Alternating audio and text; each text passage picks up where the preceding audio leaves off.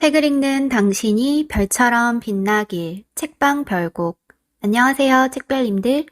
오늘 수요일 여러분들께 읽어드릴 책은 살면서 한 번은 짠 테크입니다. 저자 김짠부, 출판사 북스톤. 시작하기 전 구독과 좋아요를 해주신 모든 구독자님 분들께 행운이 눈덩이처럼 굴러 들어오길 바랍니다. 그럼 시작할게요. 소비로 당신을 증명하지 않아도 돼요. 짠부님, 어쩌다 극강의 욜로족에서 극강의 짠순이가 됐어요? 제가 유튜브를 하면서 가장 많이 들었던 질문입니다. 그때마다 주마등처럼 스치는 일들, 구구절절한 저만의 이야기를 뒤로 하고 그냥 내 집 마련하고 싶어서요 라고만 대답했어요. 그것도 맞지만 언젠간 자세하게 이야기하고 싶었습니다.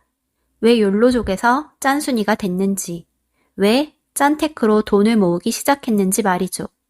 이 책은 그에 관한 이야기입니다.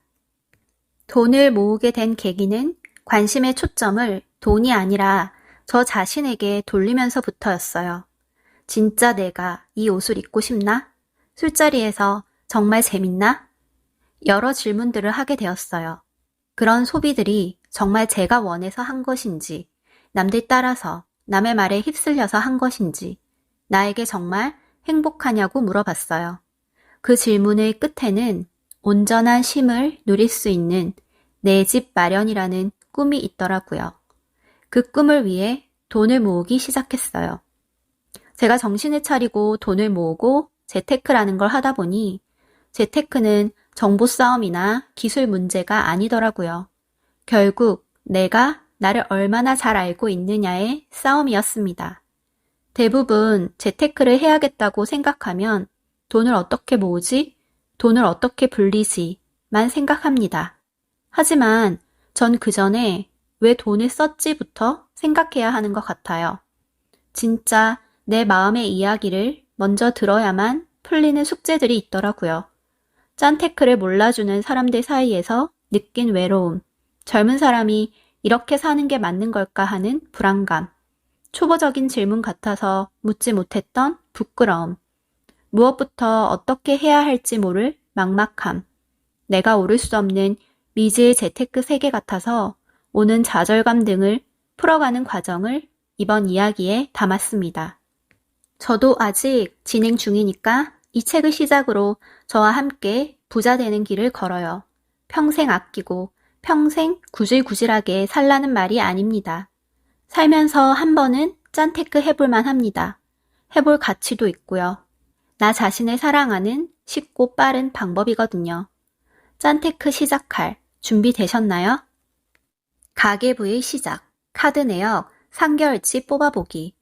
첫 번째로 재무 목표를 세우고 난 다음 고정 지출을 파악하기 시작했다. 1년에 2천만 원 모으는 게 정말 가능하긴 한 건지, 그 가능성을 알기 위해선 먼저 고정 수입과 고정 지출을 알아야 했다. 물론 내 돈은 나만 쓰니까 내가 알고 알겠지만 사실 잘 알고 있지는 못했다.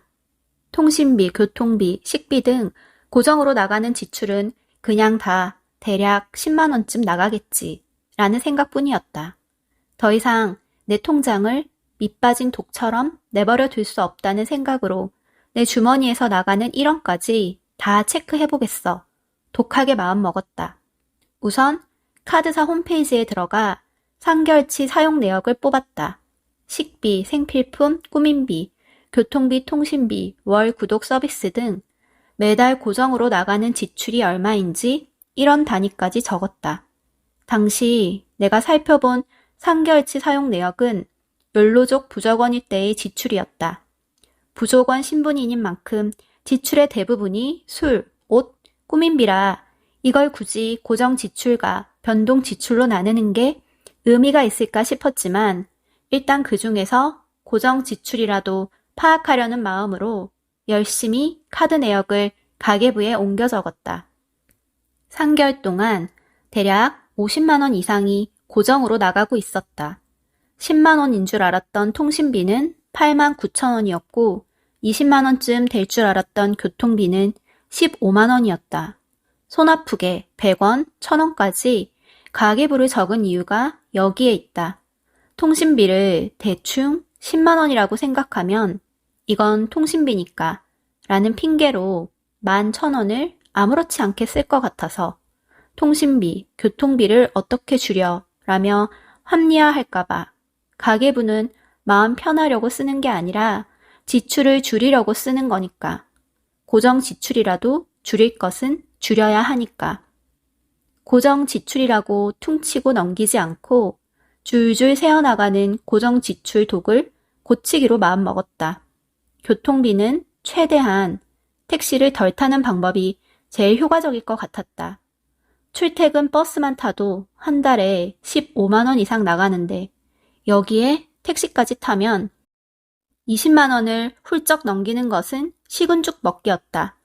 물론 욜로족 시절엔 걸어서 10분 거리도 택시를 탔지만 택시를 왜 타는 걸까 생각해보니 약속에 늦었거나 너무 더워서 혹은 추워서 걷기 힘들거나 처음 가는 장소일 때 택시를 탔다. 택시를 타지 않기 위해서 항상 약속 시간보다 30분 먼저 나갔고 덥거나 추울 경우를 대비해 손 선풍기나 핫팩을 챙겨 다녔다.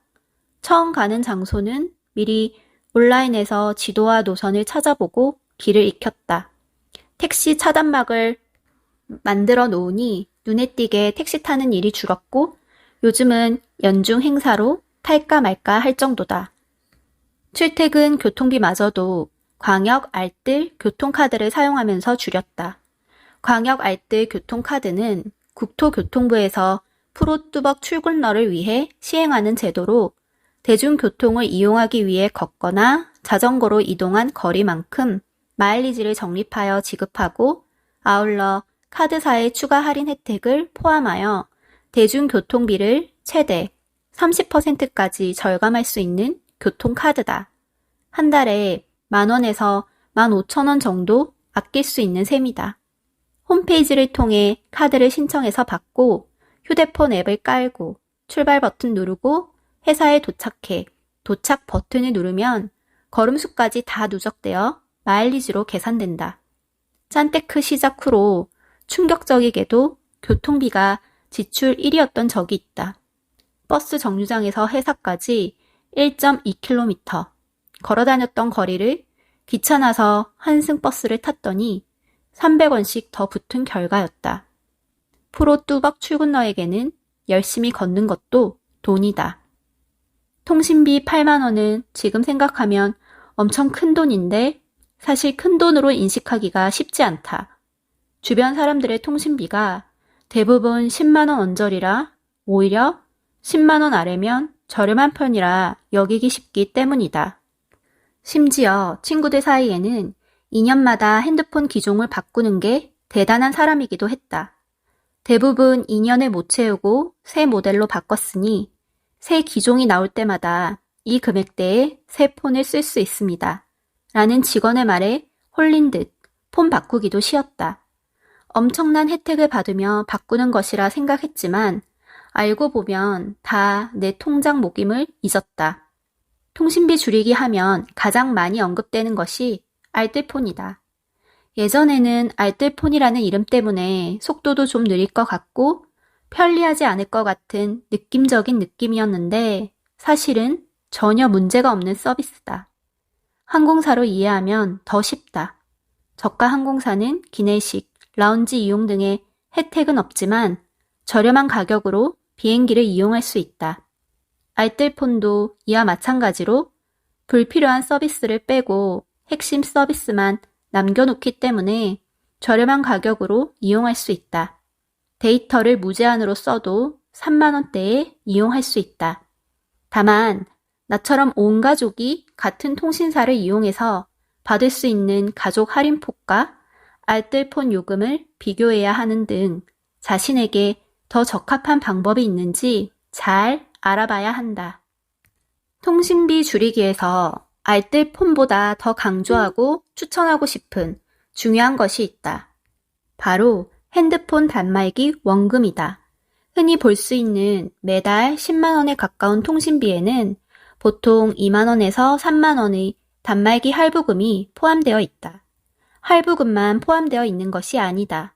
핸드폰 할부에 이자도 붙는다.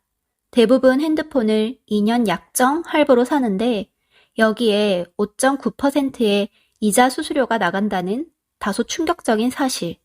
세상에. 요즘 세상에 은행 예적금 이자율이 2에서 3%를 넘기기 힘든 상황에 핸드폰 할부 이자가 5.9%? 말도 안 되는 이자로 통장을 갉아먹고 있다. 나는 이 사실을 알자마자 70만 원을 모아서 핸드폰 할부 원금부터 갚았다. 매달 170만 원을 저축해야 하는 상황에서 70만 원은 꽤 큰 돈이었지만 잘 잊지도 않은 0.5%더 높은 적금을 찾는 것보다 5.9%를 먼저 처리하는 게 더 맞다고 판단했다. 보통은 자신의 핸드폰으로 114에 전화해 단말기값 할부 수수료가 얼마인지 물어볼 수 있다. 금액 자체는 크지 않을 수 있지만 모으는 돈의 이자보다 나가는 돈의 이자가 더 크다면 난 억울하다. 편의점, 과분한 편리를 누렸던 건 아닐까? 용인에서 서울까지 출퇴근하면서 버스에서 보내는 시간은 최소 1시간 20분, 막힐 땐 2시간이 걸렸다. 왕복하면 3시간에서 4시간, 긴 시간을 버스에 있으니 도중에 출출할 때가 많았다. 그럴 때를 대비해 편의점을 정말 자주 갔다. 버스 타기 전에 미리 간식을 사놓는 시기였다. 딱히 살 것이 없어도 심심하면 들어가 보곤 했다. 버스에서 내려서 회사까지 걸어가는 1.2km 정도의 길에서만 5개의 편의점이 있었고 다 다른 재미가 있었다. 요즘은 편의점 구경이 마트 구경보다 재밌다고 하지 않나? 실제로 그랬다. 하루가 멀다 하고 나오는 신제품들이 신기했다. SNS에서 본 요즘 뜬다는 편의점 땡땡땡이라는 제목의 카드 뉴스들, 서로를 태그하는 친구들, 편의점에 들어갔다가 그 제품이 눈에 보이면 괜히 사보고 싶어졌다. 마케팅이라는 것을 알면서도 선뜻 뿌리칠 수 없는 그 마음. 편의점은 더 이상 급할 때 찾는 곳이 아닌 마트보다 더 자주 가는 곳이 됐다. 그러다 한 번은 가계부 결산을 할 때 깜짝 놀랐던 적이 있다. 어라? 나 식비 왜 이렇게 많이 썼지? 하고 한 달 내역을 쭉 보니 대부분 편의점에서 사용한 것이었다. 안 되겠다 싶어서 간식비 카테고리를 따로 만들었다. 그래야 다음 결산 때 간식비 비율을 보고 간식비를 줄여야겠다는 생각을 할 것 같았다. 한 달 동안 나름대로 노력을 해봤는데도 결산에서 편의점 간식비가 꽤 큰 비중을 차지하고 있었다. 방법이 없을까 고민하다가 마트에서 미리 대량으로 사놓으면 좀 저렴하지 않을까 하는 생각이 들었다. 편의점에서 한 개당 1,500원 하는 단백질 바를 마트에서 10개 묶음으로 사면 9,000원 정도에 살 수 있다. 그렇게 사볼까 했지만 사람 마음이 참 웃긴 게 그건 또 싫었다. 단번에 9,000원이 나간다고 하니 괜히 돈 아깝다는 생각이 들었다. 심지어 칼로리도 높은데 이걸 굳이 대량으로 사놓는다고?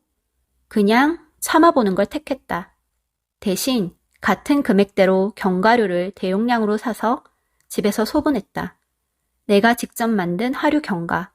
그것을 매일 구급 약품처럼 들고 다니면서 언제 터질지 모르는 입에 심심함을 달랬다. 돈을 모으기 전에 나는 과분한 편리함을 추구했던 것 아닐까 하는 생각을 한다. 그때 나는 돈 넣을 구멍도 없으면서 그렇다고 돈을 아끼는 것도 아니면서 돈과 관련된 편리함이란 편리함은 다 누렸다. 문 닫을 시간이 가까울 때 마트에 가면 할인 제품이 많은 걸 알면서도 내가 편한 시간대에 가고 마트보다 편의점이 더 비싼 걸 알지만 눈앞에 있는 편의점 문을 쉽게 열었던 것처럼 말이다. 다른 건 다 감정을 체크하면서 어르고 달래듯 지출을 체크하고 소비를 막았는데 편의점만큼은 그렇게 하지 않았던 것도 과분한 편리함인 줄도 모르고 숨 쉬듯이 당연하게 사용해왔던 것 같다. 내가 유독 좋아했고 습관처럼 먹었던 간식들이 다 살찌는 것들이고 편의점에서 쉽게 구할 수 있던 것들이었다. 그래서 그런지 편의점 소비를 줄이는 건 당연하게 먹던 걸 안 먹는, 내 몸에 불편함을 더하는, 하지만 결국 건강해지는 다이어트 프로젝트랑 비슷하게 생각됐다. 편하고 쉽게 돈 모으는 방법은 없다. 뭘 어렵게 생각해. 돈 모으겠다며. 그냥 참아. 그러고는 정말 그냥 참았다. 나름의 방법으로 물과 견과류를 챙겨 다니는 노력은 했지만 그것으로도 안 될 때는 그냥 참았다. 앱테크로 50원, 100원, 이자율 1, 2%더 받겠다고 하는 사람이 편의점에서 아무렇지 않게 몇천 원씩 쓰는 게 스스로도 좀 웃기다고 생각했다. 참고 못 참겠으면 들어갔다가 영양 성분표에 적힌 당 수치를 보고 먹을 걸 참듯이 가격을 따지며 참고 그냥 나왔다. 가격을 따지며 내려놓아야 할 때 가장 뿌리치기 힘들었던 것은 2+1이나 1+1 같은 할인 행사였다. 예전엔 2+1이나 1+1 이벤트를 보면 우와 개이득 하며 아무 의심 없이 한 번에 2~3개씩 구매하곤 결국 3~4개를 손에 들고 나왔다. 하지만 돈을 아끼면서 이게 정말 합리적인 소비인가 고민하게 됐다. 어차피 쓰는 거, 어차피 먹는 거 미리 싸게 사면 좋은 게 맞나? 다음 달에 필요한 걸 굳이 이번 달에 살 필요가 있을까? 한 달 예산에 맞나? 27살에 1억을 모은 친구, 사회 초년생인데 10개월 만에 1,500만 원을 모은 친구, 이렇게 2명을 인터뷰할 기회가 있었는데 이들의 공통점이 있었다. 자취를 하면서 절대 1개 이상의 묶음 상품을 사지 않았다는 것. 라면을 살 때도 딱 1개만 사고 2+1 제품이어도 딱 1개만 샀다고 했다. 지금 필요하고 지금 먹고 싶은 물건이 다음에도 필요하고 먹고 싶은 경우는 거의 없었다면서 미리 사두는 게 오히려 결산할 때 방해가 됐다곤 했다. 딱 필요한 것 하나만 샀을 때 오히려 돈이 덜 들었다고 한다. 하지만 그건 그들의 이야기고 나는 어차피 쓰는 거고 먹는 거라면 싸게 사고 싶다. 다음 달에 필요한 거 분명히 맞는데 이번 달에 좀 더 저렴하게 살 수 있으면 사야지. 다음 달에 2+1, 1+1 안 할 수도 있으니까 지금 사는 길을 택했다. 어차피 사야 하면 김짬부답게 부지런 떨며 할인과 적립을 챙기고 편의점 앱의 기능을 활용하고 있다. 무조건 탄수화물 안 먹으면 다이어트 효율도 떨어지니까 건강한 탄수화물을 찾아 먹듯이 건강한 편의점 사용 습관을 들이려고 노력 중이다. 다이어트 하듯이. 할부로만 살 수 있는 건 내 물건이 아니래. 내 씀씀이를 돌아보자마자 바로 행동에 돌입했던 건 신용카드 해지였다. 나의 지름신을 물심양면 지원해주는 할부를 떼어낼 수 있을지 걱정됐다. 그러던 어느 날 저축과 관련된 유튜브 영상에 달린 댓글이 내 뼈를 때렸다. 할부로 살 수 있는 건 님 물건이 아니에요. 정신 차리셈. 할부에 고마워했지 바보들. 그거 어차피 네 돈이야 라는 말처럼 들렸다. 여태껏 고맙게 느꼈던 무이자 할부라는 친구가 알고 보니 간신배였다는 느낌까지 들었다. 사실 말만 무이자지 다음 달과 다다음 달 금액까지 미리 빼서 쓰는 것 아닌가 내가 그랬다. 조금은 타이트한 예산을 짜놓고 미리 적금 금액을 다 이체해버려도 그놈의 신용카드 때문에 예산을 넘기는 날이 많았다. 일단 쓰고 생각해보지 뭐 라며 결제하거나 예산의 핑계로 할부를 한 적도 있었다. 이게 반복되다 보니 예산을 짜는 게 무의미해졌다. 빚에는 좋은 빚과 나쁜 빚이 있다고 하는데 나에게 할부는 나쁜 빚이라는 결론을 내렸다. 그리고 그날 신용카드를 잘랐다. 할부로만 살 수 있는 건 내 물건이 아니라는 말을 되새기며 강제 절약이 가능한 체크카드로 바꿨다. 그렇게 스스로 소비 통제 능력을 길렀고 그 누가 옆에서 소비를 하라고 자극해도 안 쓸 수 있다는 자신이 들 때쯤 다시 신용카드를 만들었다. 이유는 할인 때문이었다. 매달 나가는 통신비와 용인 서울 출퇴근으로 한 달에 약 15만 원 정도의 교통비를 썼는데 신용카드에 비해 체크카드의 할인율은 너무 낮았다. 그래서 다시 신용카드를 만들어도 되는지 일주일 넘게 고민하고 할인율 높은 카드를 분석하고 정보를 찾고 찾아서 만들었다. 그리고 세 가지 조건을 스스로에게 내걸었다. 1. 절대 할부는 하지 않을 것. 2. 선결제를 이용해 체크카드처럼 사용할 것. 3. 매달 얼마나 할인을 받는지 결산할 것. 우선 결제일별 이용기간을 검색했다. 매달 1일에서 말일까지 사용한 금액이 그달 신용카드 결제 대금이 되도록 결제일을 정했다. 어차피 한 달 예산에 맞춰 지출해야 하기 때문이다. 신용카드를 사용하면 카드 앱을 통해 그날 사용한 금액을 선결제했다. 선결제를 하면 연동해 놓은 생활비 통장에서 바로 돈이 빠져나간다. 신용카드는 원래 한 달 동안 사용한 금액이 그 다음 달 중순쯤 결제되는 시스템인데 난 이것을 사용하지 않는 셈이다. 이런 결제 시스템을 이용하면 이번 달에 얼마의 잔액이 있는지 한눈에 파악하기 어렵기 때문에 선결제를 활용했다. 돈을 쓰고 선결제를 하면서 쓴 돈을 한 번 더 보니 반성과 각성의 효과도 얻었다. 신용카드 할부의 유혹을 부르는 지출은 누구에게나 있기 마련이다. 보통 헬스장 이용권이나 필라테스 수강권, 피부과 관리처럼 3개월에서 6개월 동안 이용하는 곳들이 있다. 이 이용 기간을 마치 할부 계열로 받아들이기 쉬운데 이것도 결국 내 지출이다. 그것도 사실은 한 번에 크게 나가는 지출이다. 나는 이런 돈은 미리 모았다. 예를 들어 6개월에 30만 원이면 매달 5만 원씩 CMA나 파킹 통장에 따로 모아놓고 가계부에 헬스장 적금, 피부과 저축이라는 이름으로 메모했다. 그 정도의 할부는 괜찮다고 여기는 사람이 있을 수도 있고 각자에게 편한 방법이 따로 있을 수 있으니 나의 방식이 정답은 아니다. 하지만 무언가를 사기 전에 미리 돈을 모아놓고 사는 연습을 하면 지름신이나 사실은 필요하지 않지만 필요한 것 같은 할부 유혹을 떨쳐낼 수 있다. 만약 지금 할부가 있다면, 끝없이 카드 돌려막기를 하고 있다면 정신 차리고 할부부터 갚는 걸 추천한다. 할부가 만든 매달 빚을 사라지게 하고 앞으로 다신 만나지 말자며 영원한 작별을 고하는 것이 좋다. 여기까지 오디오북 잘 들으셨나요? 더 자세한 내용은 책을 구매해서 읽어보시기 바랍니다. 그럼 편안한 저녁 시간 되시고 다음 영상으로 만나요. 감사합니다.